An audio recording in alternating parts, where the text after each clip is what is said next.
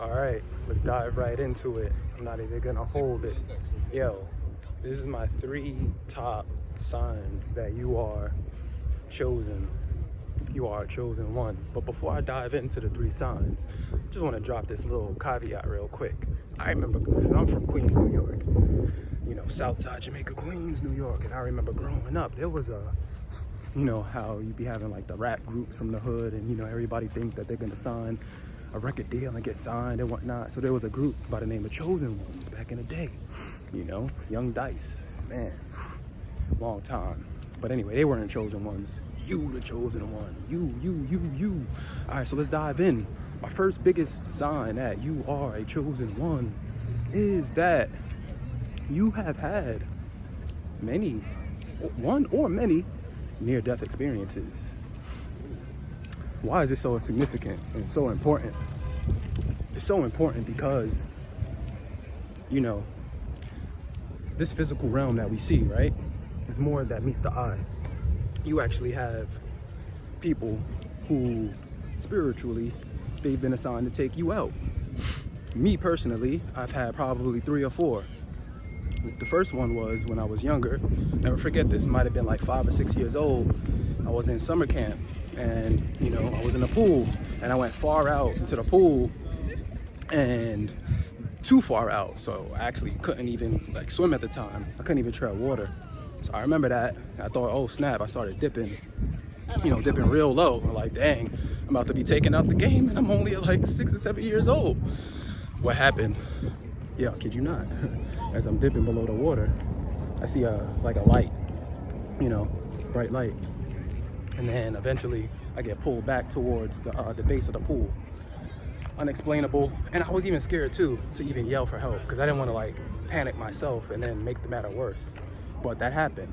So yeah, won't go into my other near-death experiences, but I will say that's a big one. Near-death experiences. A lot of people who have those, they they come back with some really interesting stories, some really interesting details. And they're always saying how sometimes their ruach, the spirit, leaves the body, and they're even able to perceive their physical body in the state that it was in. Whether that's a car accident or whether they went through surgery or something like that, I don't know, but that's a surefire way for you to know that you are a chosen one from the Most High. So the second one, not fitting in to any circles, particularly when you're young. For my young guys out there, my young G's out there, middle school, high school, college, you wake up to certain truths, and then you try to build and have connections with other people, but you're not even able to really build with them like that. You're they view you as being weird, or why are you talking about this? We're all over here. Why are you all over there on that side? And so then, you start doubting yourself. You're like, yo, what's going on with this? How can't I connect with folks? And so, I remember my own scenario, my situation. Growing up in New York City, Queens, everything is really popping all the time. So, I had a scenario. My biological mom, ended up passing away when I was 19, and I wanted to get back to New York so bad because all my friends were there. Everybody was there. Everything was hype. So everything was hype. So I think you saw the lady in the video. She jumped out in the video. She tried to distract me from this message, but it's all good. It's all good. So anyway, you have so I wanted to get back to New York so bad. So bad, because that's all I knew. That's where my friends, so-called friends, were. But I've been set apart. I realize that now. 30, 31, got separated, set apart at 18, 19. And now I can look back and understand oh snap, there's a reason why I didn't have the opportunity to go back to New York and be in the circles, in the groove, in the niche. You don't fit in. You don't, because it's a spiritual thing. Completely. They're of the world. And some people come out of that. Some people don't. A lot of people don't. So they're in the world, but you've been pulled out. That's another way that you know you are a chosen one. You don't fit in, bro. Even sis, sorry, because there might be women watching the video too.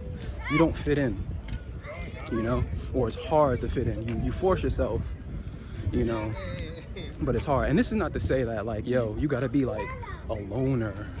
Like, nah, I'm not saying that. That's not what I'm getting at. Because as human beings, we need that social interaction. We need that experience, you know, those social activities. However, if you don't have spiritually inclined people within your immediate area, you're gonna be alone. You know, you're gonna be pretty much by yourself until the Most High eventually sends people your way that you could connect with them and you could build with them, and everything is good at that point.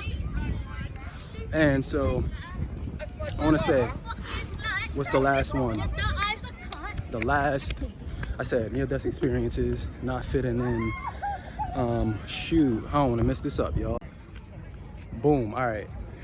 I got interrupted. I had to check my note because I didn't want to forget. You know, I be doing these stuff like a cappella, like freestyle, like off the top of my dome type of thing. Yo, so the last way that you know you are a chosen one is because, sorry, you've been experiencing gang stalking and all of that targeted individual stuff. That shit is real. And I'm gonna tell you why, from my own experience. So when I got back from South America, I was in Colombia. I lived in Colombia for like 5-6 months, right? Came back to the States. And I had to basically find some cheaper place to live, right? And so naturally you go to the hood. You know, so where I lived at, you know, the main street was very, this is very shady, you know? It's not like crazy dangerous, but you definitely got to keep your head on a swivel. So I remember several instances, you know, getting off of the train station and then walking maybe probably like a mile to get to the crib.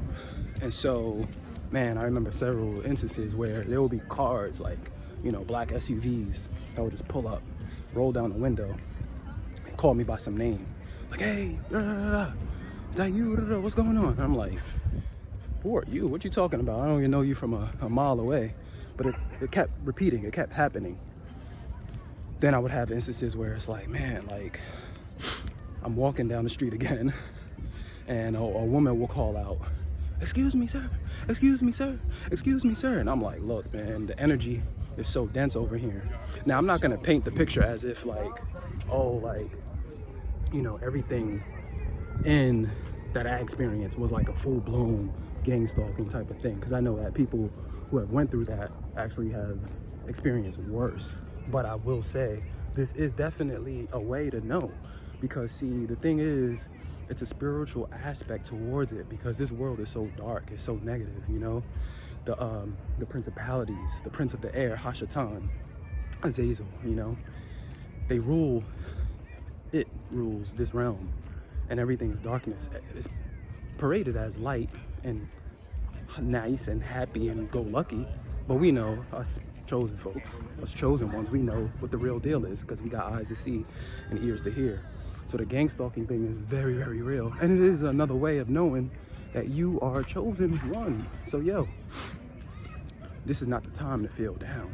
This is the time to feel happy, because we about to run things in the world. It's about to be a good time.